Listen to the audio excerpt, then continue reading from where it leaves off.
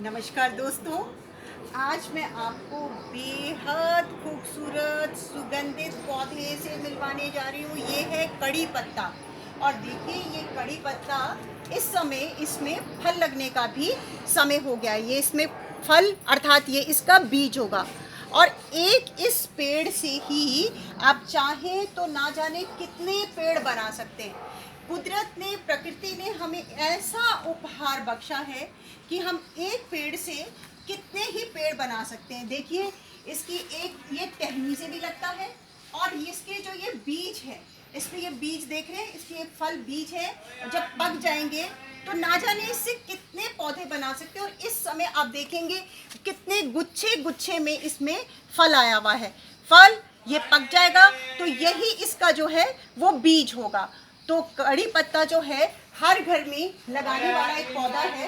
और इसको अक्सर जो साउथ इंडियन का जो फूड होता है उसमें तो इसका प्रयोग होता ही होता है। साथ ही ये औषधीय गुणों से भरपूर होता है।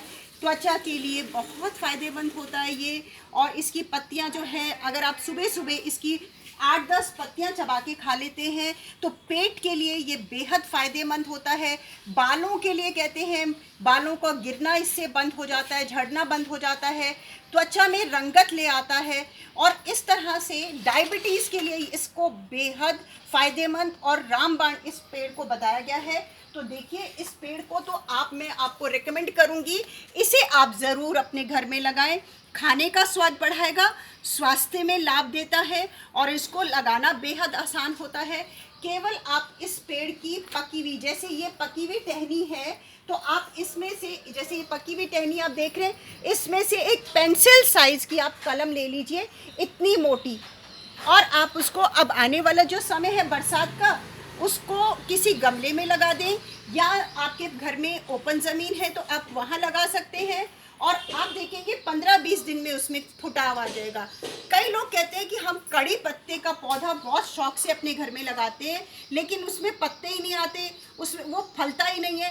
तो आप जो उसके पत्ते हैं वो आपका तोड़ने का तरीका गलत होता है। आप क्या करते हैं, गमले में पौधा लगाते हैं, एक सीधी डंडी वाला पौधा होता है, उसमें थोड़ी सी पत्तियां होती हैं। तो आप क्या करते हैं, नीचे की पत्तियां उसकी आप सारी जो है ले लेते हैं, तो वो पतली डंडी आपको इस तरह से दिखाई देता है। तो जब भी आप गमले में पौधा लगाएं और उसकी पत्तियां अगर आप लेना चाहते हैं तो आप कोशिश करें कि ये जो आगे वाली पत्तियां होती है ना, अपने खाने में डालने के लिए ये आगे वाली पत्ती लें, ना कि पीछे की। पीछे वाले को आप घना होने दें।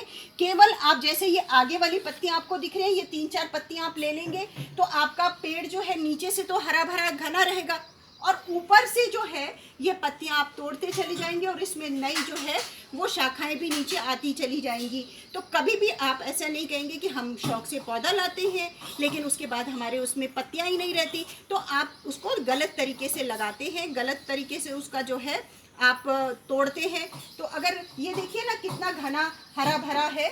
और ये मेरी एक जानकार आंटी है, उनके घर में ये पौधा लगा हुआ है। तो ये काफी पुराना भी होगा ना?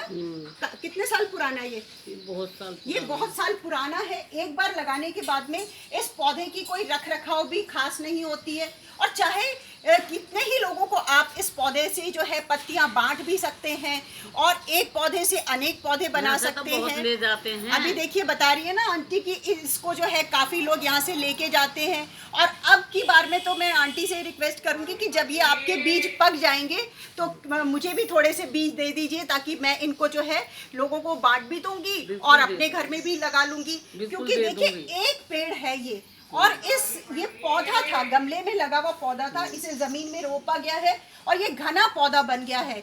छायादार पौधा भी है और जो है औषधीय गुणों से भरपूर है। खाने के जायके को बढ़ाने वाला पौधा है, बेहद आसानी से मेंटेन हो जाता है और इसका जो है लगाने का तरीका बेहद सरल है। बीज जब सूख जाएंगे तो अब सूखे हुए बीजों को गमले में डाल देंगे तो वो जो है उसमें से भी पौधे निकल जाएंगे। या जो मैंने आपको बताया है ये कलम लगाने का तरीका, इस तरीके से भी आप लगा सकते हैं। तो जो बरसात का मौसम आ रहा है, कोशिश कीजिए कि हर घर के अंदर ये एक पौधा ज़रूर होना चाहिए। बहुत हरा भरा, सुंदर, घना, अपने आप से निकलने वाला, लो मेंटेनेंस वाला, घर को महकाने वाला और पौधा है और औषधीय गुणों से ये भरपूर पौधा है।